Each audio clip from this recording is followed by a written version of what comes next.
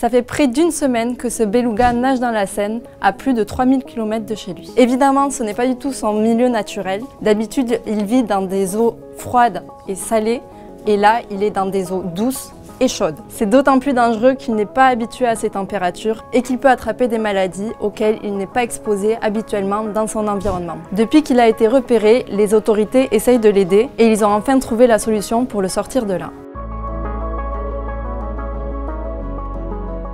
Pour le moment, ce cétacé se trouve dans le bassin d'une écluse dans l'Eure, en Normandie. Ce qu'on sait, c'est qu'il est amaigri et on soupçonne qu'il ait une maladie. Jusqu'ici, il a été maintenu en observation dans le bassin. L'ONG Sea Shepherd le surveille 24 heures sur 24 et a essayé de l'alimenter. Comme il ne peut pas supporter très longtemps l'eau douce et chaude, il est important de le sortir de là au plus vite. Mais le sauvetage est compliqué. D'abord, le beluga se trouve à 150 km des côtes, donc il est presque impossible de le raccompagner en bateau jusque-là. Et en plus, on ne peut pas l'anesthésier. Le beluga respire consciemment, donc si on l'endort, il meurt. La première option était d'ouvrir l'écluse pour le laisser repartir vers chez lui, mais le risque est qu'il prenne la mauvaise direction et qu'il se dirige vers Paris.